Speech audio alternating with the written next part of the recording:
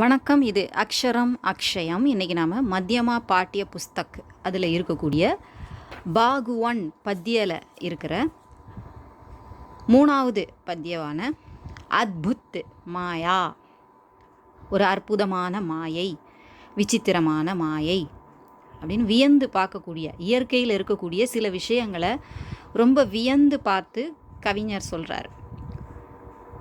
அது என்னெல்லாம் சொல்கிறாரு அப்படிங்கிறத பார்ப்போம்.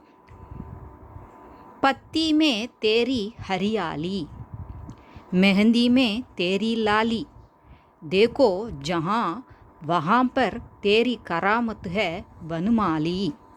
वनमाली அப்படின்னா வனுன்னா உப்பவன் அப்படிங்கிற அர்த்தத்தில் எடுத்துக்கலாம். அதாவது தோட்டம் அப்படின்னு எடுத்துக்கலாம், பூந்தோட்டம். மாலினா தோட்டக்காரன். அந்த வனத்தை, இந்த பூமியில் இருக்கக்கூடிய மக்கள், உயிரினங்கள் எல்லாத்தையும் சேர்த்து ஒரு தோட்டமாக உருவகப்படுத்தி அதை காக்கக்கூடிய கடவுளையே தோட்டக்காரனாக இங்கே சொல்கிறார். ஒரு கார்டனராக இருக்கக்கூடியவர் கார்டியனாகவும் நமக்கு இருக்கிறாரு, நம்ம பாதுகாப்பவராகவும் இருக்கக்கூடியவரை வனுமாலி, ஒரு தோட்டக்காரனாக பாவித்து இவர் பேசுகிறார். கவிஞர் பேசுகிறார், கவிதையாக சொல்கிறார். பத்திமே தேரி ஹரியாலி, பத்தி இலைகள், இலை இருக்குது இல்லையா, இலையில் தேரி ஹரியாலி, உன்னுடைய அந்த தேரினா உனது பசுமை அதில் நம்ம பார்க்க முடியுது. அப்படின்னா தேரி அப்படிங்கிறதுனா உன்னால் அது படைக்கப்பட்டிருக்கு இல்லையா, கடவுளால் படைக்கப்பட்டதுனால அவர் அப்படி சொல்கிறார். மெஹந்திமே தேரி லாலி, மெஹந்தி அந்த மருதாணி இலையை அப்படி அரைக்கும் போது அதில் இருந்து என்ன வருது, சிவப்பு நிறம் வருது இல்லையா, லாலி சிவப்பு நிறம். ஸோ அதில் மறைஞ்சிருக்கு. எப்படி கடவுள் நமக்குள்ளே கூட மறைஞ்சிருக்கிறாரு நம்ம சொல்கிறோமோ, அதே போல் ஒவ்வொன்றிலையும் கடவுள் அப்படி மறைந்து உள்ளே அடங்கி இருக்கிறார். ஸோ இதெல்லாம் ஒரு ஆச்சரியமான விஷயம் அப்படின்னு சொல்கிறாங்க. தேக்கோ ஜஹான் வஹான் பர் தேரி கராமத் ஹே, தேக்கோ ஜஹான், ஜஹான் தேக்கோ எங்கே பாரு, வஹான் பர் அதில் என்ன இருக்குது, அங்கே அதன் மீது அப்படிங்கிற மாதிரி பர்ருங்கிறது கொடுத்துருக்கு. அதன் மீது தேரி கராமத் ஹே, கராமத் நீ செய்த அந்த காரியம், அற்புதமான காரியம், விந்தையான காரியம், உன்னுடைய அந்த செயல் தான் அந்த இடத்துல இருக்குது அப்படின்னு சொல்கிறாங்க. ஸோ இயற்கையில் நாம் பார்க்கக்கூடிய ஒவ்வொன்றும் அவ்வளோ அதிசயமாக இருக்குது. நம்மளே நம்ம வாயை தவறி நம்ம சொல்கிறது உண்டு, வாய் தவறின்னு இல்லை, வாயால் நம்மளை அறியாமல் வரக்கூடியது. கடவுளோட படைப்பை பாரு எவ்வளவு அருமையாக இருக்குது, இதெல்லாம் எப்படி செஞ்சுருக்காரோ தெரியல, எல்லாம் நினைக்கவே ஆச்சரியமாக இருக்குது அப்படின்னு நம்ம சொல்கிறது உண்டு. அதை தான் இவரும் கவிதையாக சொல்லியிருக்கிறார். ஸோ வனுமாலி, இந்த உலகத்தை காக்கக்கூடிய தோட்டக்காரனாக இருக்கக்கூடியவனே, நீ இந்த மாதிரி அற்புதங்களையெல்லாம் செஞ்சு வச்சுருக்கிறா, இதெல்லாம் எப்படி நடந்தது, இதெல்லாம் எப்படி நம்ம படைச்சாங்க, அவ்வளவு ஆச்சரியப்பட்டு இவர் சொல்கிறார். அடுத்தது சொல்கிறாங்க பாருங்க. பினா டோருக்கே லடக் ரஹே ஹே நபுமே நித் உஜ்ஜவல் தாரே, बिना प्राण के बजा रहे हैं वंशी वंश वृक्ष सारे. இப்போ ஆகாயத்தை பார்த்து ஆச்சரியப்பட்டு சொல்கிறார். பினா டோருக்கே, டோர்னா கயிறு, நூல் அப்படின்னு அர்த்தம் எடுத்துக்கணும். ஒரு கயிறோ, சின்ன கயிறு அல்லது நூல், பொதுவாக டோருங்கிறது நூல் அப்படின்னு நம்ம சொல்லலாம். பினா டோர், நூலே இல்லாமல், லடக்ரகேஹன் தொங்கி கொண்டிருக்கிறது. எது தொங்கி கொண்டிருக்கிறது, நபுமே, நபுன்னா ஆகாயம், ஆகாயத்தில் இந்த நட்சத்திரங்கள் தொங்கிக்கிட்டு இருக்கான். உஜ்வல் தாரே, அந்த பிரகாசமான, உஜ்ஜவல்னா பிரகாசமாக இருக்கக்கூடியது, அந்த ஒளி வீசக்கூடிய அந்த நட்சத்திரங்கள் கயிறே இல்லாமல், நூலே இல்லாமல் தொங்கிக்கிட்டு இருக்கு. இதெல்லாம் ஆச்சரியமான விஷயம். எப்படி அது நிற்குது, நம்ம சயின்ஸுக்குள்ளே நுழையாமலேயே நம்ம சாதாரண கண்ணால் நம்ம பார்க்கும்போது இதெல்லாம் ஒரு ஆச்சரியமான விஷயம் இல்லையா. கைத்தை கட்டி தொங்க விட்டால் தான் ஒன்று தொங்கும் அப்படிங்கிறது தான் பொதுவான அறிவு, பொதுவாக எல்லாரும் தெரிஞ்சு வச்சுருக்கக்கூடியது. ஆனால் அதே இல்லாமல் அது எப்படி நிற்கிது, அந்த கிராவிட்டி பவரோ எதுவோ அதெல்லாம் இந்த இடத்துல நம்ம பேசாமல் கண்ணால் பார்க்கும்போது நமக்கு தெரியக்கூடிய ஆச்சரியத்தை தான் இவர் அதில் வெளியிட்டிருக்கிறார். பினா பிராணுக்கே பஜா ரஹே ஹே, பிரான்னா மூச்சு, மூச்சே இல்லாமல், அதுக்கு அந்த பேசக்கூடியது இல்லை, எதுவுமே இல்லை. மூங்கில் மரம், அதில் ஒரு துளை இருந்ததுன்னா அது வழியாக காற்று நுழைஞ்சா தானாகவே என்ன செய்யும், இசை பாடுற மாதிரி சத்தம் கேட்கும். வன்ஷி அப்படின்னா மூங்கில், வன்ஷி வன்ஷ் விருக்ஷ சாரே, வன்ஷி வன்ஷ் அப்படின்னா மூங்கில் மரம் இருக்கு இல்லையா, அதில் இருக்கக்கூடிய மூங்கிலில் ஏற்படும் அந்த வண்டுகள் துளைத்த துளை மூலமாக ஒலி எழும்பும். காற்று போகும்போது அது சரியான, அது பொருத்தமான ஒரு இடத்துல, ஒலி எழும்புற மாதிரி இடத்துல ஒரு துளையை வண்டு போட்டுருச்சு அப்படின்னா அது வழியாக காற்று போகும்போது ஒரு எப்படி புல்லாங்குழல் வாசிக்கும்போது ஒலி வருதோ அதே போல் ஒரு இனிய ஒலி வரும். விருக்ஷனா மரம். அந்த அனைத்து மரங்களும் இசைப்பாடுகின்றன, மூச்சே இல்லாமல் இசைப்பாடுகின்றன. கைஞ்சி நஹி हाथ में तेरे कटी पत्तियाँ न्यारी हैं, रंग नहीं हाथों में तेरे फूल रंगे बलिहारी हैं. कैंची नहीं हाथ में तेरे, तेरे हाथ में कैंची नहीं, कैंचीना கத்திரி, தேரே हाथ में உனது கைகளில், கைஞ்சி நகி கத்திரி இல்லை, ஆனாலும் இலைகள்லாம் அப்படி ஒரே மாதிரி அழகான ஷேப்பில் வெட்டின மாதிரி இருக்கும் இல்லையா. ஒவ்வொரு இலையாக போயா வெட்டியிருக்கிறாங்க. அது வளரும்போதே எப்படி வருது, ஒரு டிசைனோடு வருது இல்லையா, ஒரு வடிவத்தோட, ஒரு உருவத்தோடு வருது. ஒவ்வொன்றும் ஒவ்வொரு மாதிரி வெட்டப்பட்டவைகளாக இருக்குது. இலை ஒன்றுமே ஒவ்வொரு சைஸில் வெட்டின மாதிரி இருக்கும் இல்லையா. அந்த இலையினுடைய அமைப்பை வச்சே நம்ம இது என்ன செடி அப்படின்னு சின்னதாக வளர்ந்துருக்கும் போது கண்டுபிடிப்போம். அந்த அளவுக்கு ஒவ்வொரு செடிக்கும் ஒவ்வொரு விதமான அமைப்பு அவர் கொடுத்துருக்குறாரு. ஏதோ கத்திரியே இல்லாமல் வெட்டி விட்டுருக்கீங்களே, கட்டி பத்தியான் ஞாரிக. அந்த வெட்டப்பட்ட அந்த இலைகளெல்லாம் பார்த்தா அவ்வளவு யூனிக்காக இருக்குது, ஆச்சரியமாக இருக்குது. ஞாரி ஹே அப்படின்னா ரொம்ப ஆச்சரியமாக இருக்குது அப்படின்னு சொல்கிறாங்க. மிகவும் அழகாக இருக்குது அந்த மாதிரி வெட்டப்பட்டவைகளெல்லாம். அடுத்தது என்ன சொல்கிறாங்க, ரங்கு நகி ஹாத்தோமே, தேரே ஹாத்தோமே ரங்கு நகி. உன் கையில் கலர்ஸ் எல்லாம் நீ வச்சிருக்கவே இல்லை, ஆனாலும் பூலு ரங்கே பலிஹாரி ஹே. உன்னுடைய அருளால் அந்த ஒவ்வொரு பூக்களும் கலரால் நிரப்பப்பட்டிருக்கு, வண்ணங்களால் நிரப்பப்பட்டிருக்கு. அதுவும் சில பூக்களில் ஒரே பூவில் பல வண்ணங்கள் இருக்கும், சில அந்த வண்ணங்களும் வரைஞ்சி வச்ச மாதிரியெல்லாம் இருக்கும். ரோஜாலையும் சில இது பார்ப்போம், அவுட்லைன் மட்டும் டார்க்காகவும் உள்ளே போக போக லைட்டாகவும் இருக்கும். அந்த மாதிரி அவ்வளவு அற்புதமாக நீ கலர்களை, வண்ணங்களை கொடுத்துருக்க. நீ கையில் வண்ணத்தை வச்சுட்டு அலையலை, இருந்தாலும் அங்கே அப்படி பூக்களுக்கு வண்ணங்கள் கிடைக்குது அப்படின்னு ஆச்சரியமாக அவர் சொல்கிறார். நம்மளும் அதை மாதிரி பார்த்துருப்போம். இவர் கவிதையாக தந்திருக்கார். जान सका है कौन आज तक तेरी अद्भुत माया, कहीं चमकती धूप अंगारे, कहीं रात सी छाया है. என்ன சொல்கிறார் கடைசியில், இதெல்லாம் சொல்லிட்டு உன்னுடைய அற்புதத்தை யாரால தான் புரிஞ்சிக்க முடிஞ்சுது, தெரிஞ்சிக்க முடிஞ்சுது. ஜான் சக்காஹே கவுன் ஆஜ் தக், ஆஜ் தக் இன்று வரை கவுன் ஜான் சக்காஹே, யார் தெரிந்து கொள்ள முடிந்தது, யாராலையும் அதை கண்டுபிடிக்கவே முடியலை, அறிந்து கொள்ளவே முடியவில்லை இந்த மாயையை. அற்புத தேரி அத்புத் மாயாக, உன்னுடைய இந்த அற்புத மாயையை. இது ஒரு மாயை போல இருக்குது, அதை நம்பவே முடியலங்கிறதுனால அதை மாயை அப்படின்னு சொல்கிறாரு. நம்ப முடியாத அளவுக்கு இருக்குது, ஆனால் மகிழ்ச்சியாக இருக்குது. அதெல்லாம் பார்க்கும்போது ஆச்சரியமாகவும் இருக்குது. கஹி சமக்தி தூப் அங்காரே, அங்காரே அப்படின்னா தணல் போல, எப்படி தணல் பக்கத்தில் நின்னால் நமக்கு வெப்பம் இருக்குமோ அதை போல, கஹி சில இடங்களில் சமக்தி தூப், அந்த வெயில் அப்படி தணல் போல் அப்படி பளபளன்னு இருக்குது, வெப்பத்தை உமிழ்கிறது.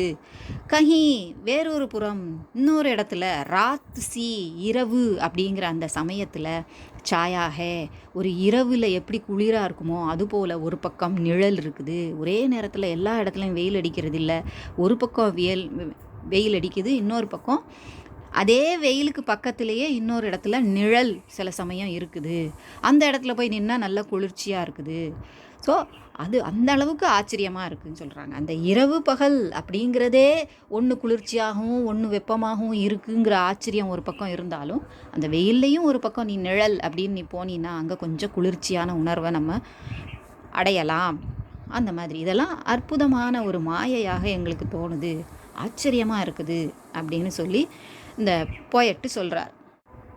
இப்போ அபியாஸ், நிம்னலிखित पद्यांश का भावार्थ हिंदी में लिखिए. கீழ்கண்ட பத்யான்ஷ் அந்த செய்யுளின் பாடலின் ஒரு அன்ஷ் ஒரு பகுதியின் பாவார்த் விளக்கத்தை அதனுடைய மீனிங்கை சொல்கிறாங்க. பொருளை ஹிந்தி லிக்கியே, ஹிந்தியில் எழுதணும் அப்படிங்கிறத சொல்லியிருக்கிறாங்க. ஏன்னா பிராத்மிக்கில் நம்ம இங்கிலீஷில் தமிழில் அப்படின்னு எழுதியிருப்போம்.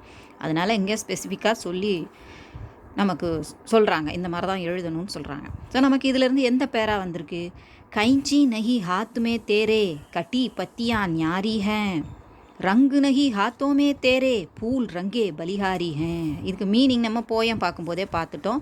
இப்போ ERCக்கானது பார்ப்போம். சந்தர்ப் यह पद्यांश अद्भुत माया शीर्षक कविता से लिया गया है. அத்புத் மாயா அப்படிங்கிற தலைப்பை கொண்ட கவிதையிலிருந்து எடுக்கப்பட்டுள்ளது. इस कविता में कवि भगवान की अद्भुत माया के बारे में बताते हैं. இந்த கவிதையில் கவிஞர் கடவுளின் அற்புத மாயையை பற்றி சொல்கிறார்.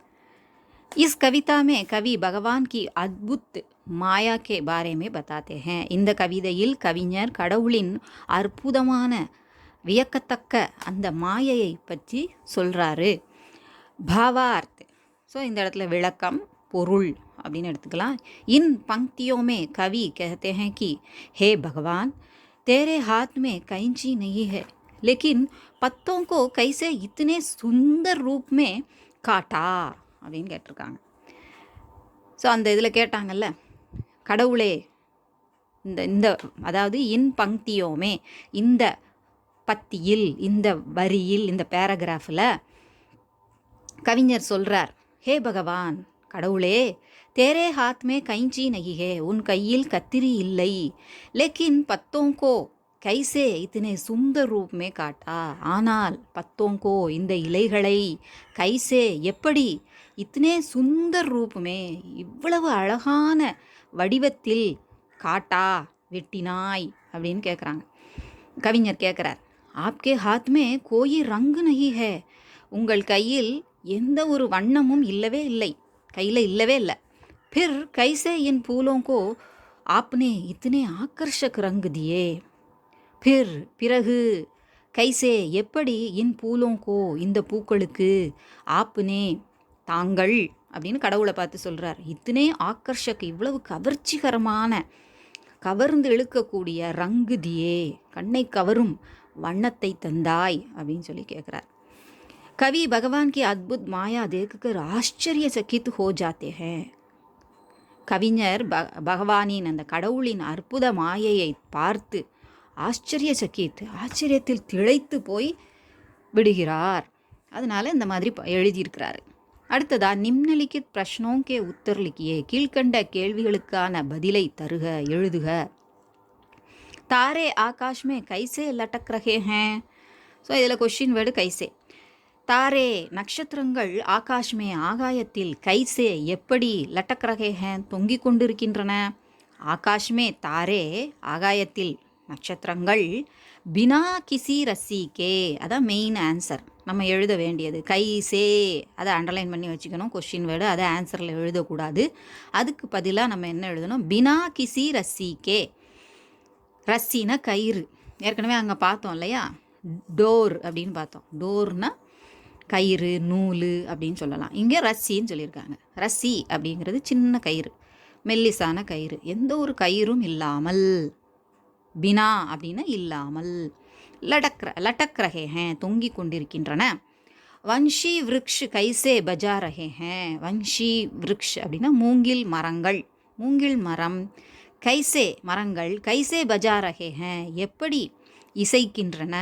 பஜானான இசைத்தல், முழங்குதல் அப்படின்னு. வன்ஷி விருக்ஷ் பிராணுக்கே பினா, கைசே இருக்குது இல்லையா, அதை அண்டர்லைன் பண்ணிக்கணும்.